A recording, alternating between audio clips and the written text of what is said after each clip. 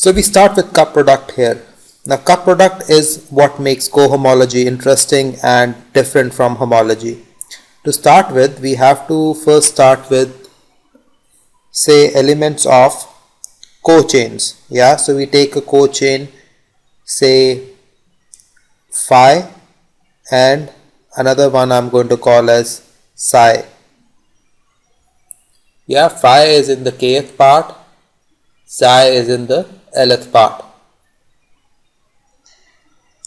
Now the cup product will land in the K plus L cochain.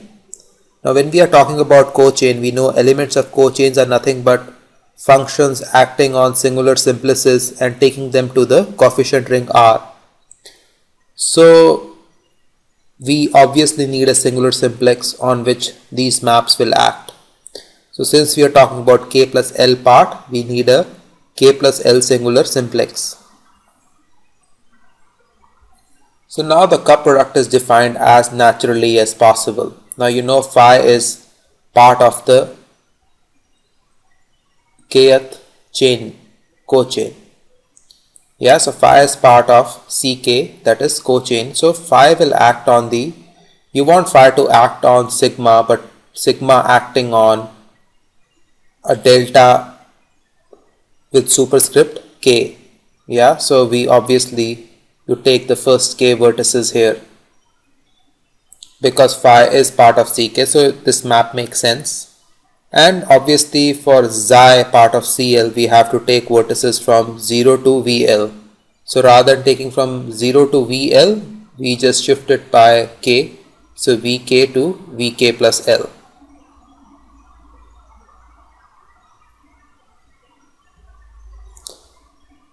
Yeah, so this first part, because phi is part of a cochain, this is obviously an element of ring R, and then xi also takes a singular simplex to a ring R.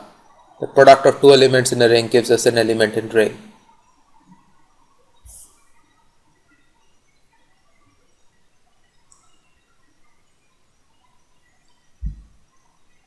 Okay, now the first lemma. Yeah, we have to calculate the boundary of the cup product we have just written.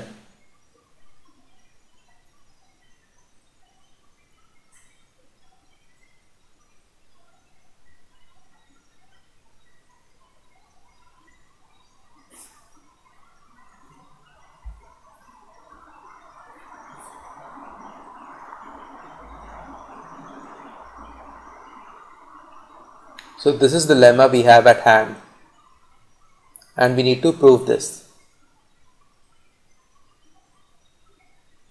So again the same thing, phi is the part of cochain ck and xi is a part of cochain cl. So here we have to obviously talk about a singular simplex on which these maps are going to act in certain way. So here we are going to take delta k plus l plus 1 for obvious reasons, because we are going to apply the map, this small delta, to it. Okay, now let us take the first part. What is the first part? So this is going to act on the singular simplex sigma. Now notice that you are applying delta to phi, so that is where the index is going to go missing. Yeah, what do I mean by it? We will just see when I write this down.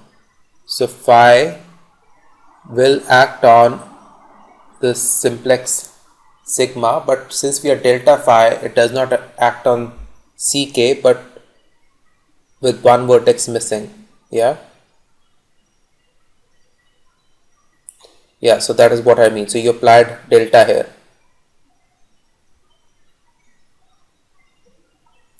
What about phi? No change in phi. Xi. No change in xi.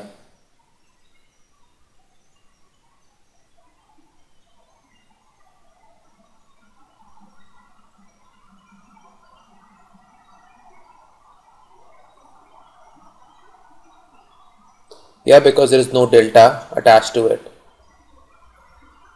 So now I want to write down the last term. Yeah, this is not the first term but the last term. We will correct it later.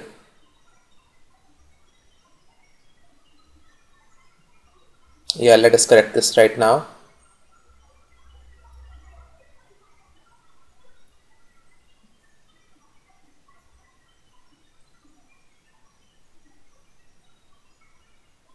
So the last term is obviously k plus 1.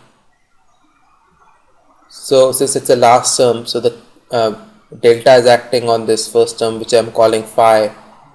So the last index vk plus 1 is missing. So this will go from v0 all the way to vk.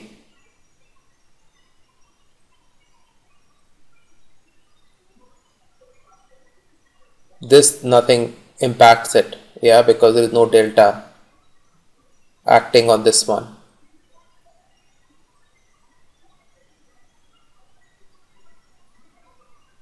So now let us talk about the second term.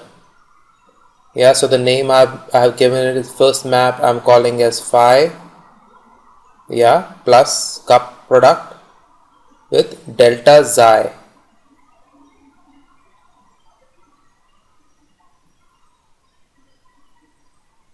So now all the way to k plus L plus 1. Again minus 1 raised to the power I. Notice that this already incorporates minus 1 raised to k. Yeah, why is that? Because now the delta is acting on xi and the xi term is starting from point k. So minus 1 raised to the power of I does not start from 0 but it is instead starting from k, precisely because you have multiplied by minus 1 to the power of k to it.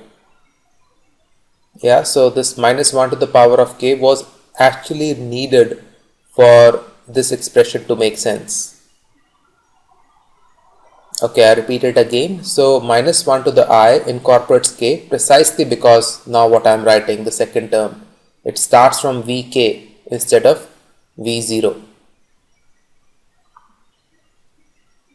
So we had to incorporate that change into minus 1 raised to the power of I. So now we want to talk about the first term. So notice that this is the part k here, yeah. So notice in the previous one we had k plus 1, here we have k index, yeah, notice the index. We ended at k plus 1 in the previous, it started at k plus 1, here we are ending at k and starting at k. So what is the first term? I is equal to k. So nothing happens on the phi part, yeah, so the first part nothing happens, just copy it down because there is no delta acting on it. The only difference is in the second part. So for the first term, vk vanishes.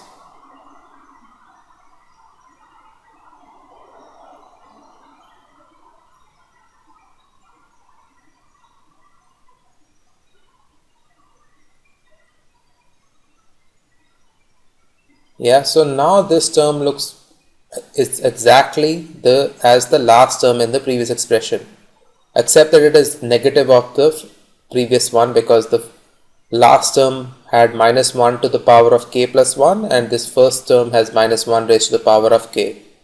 So if we add these two expressions as in the lemma, these two will cancel out.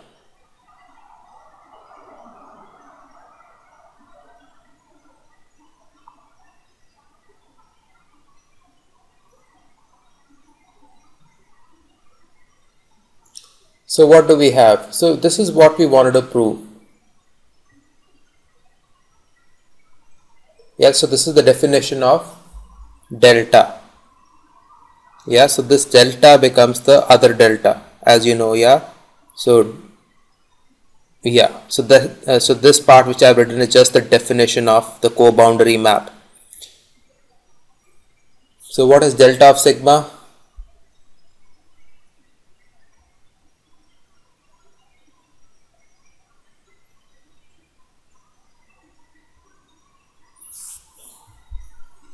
So this condition holds because first let me write down what delta of sigma is.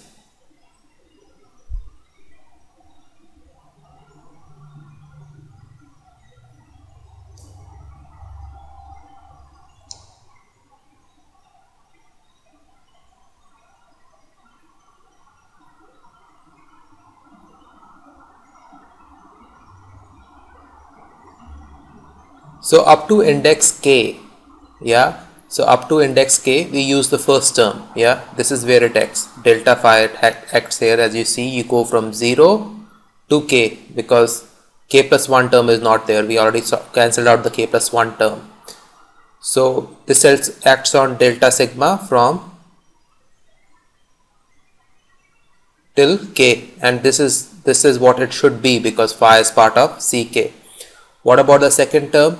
Second term goes from, notice that k is not here, k got cancelled out, so it goes from k plus 1 to k plus l plus 1. So yeah, so it's after k, that is k plus 1 to k plus l plus 1, and that will be exactly l terms. So this is what proves the formula.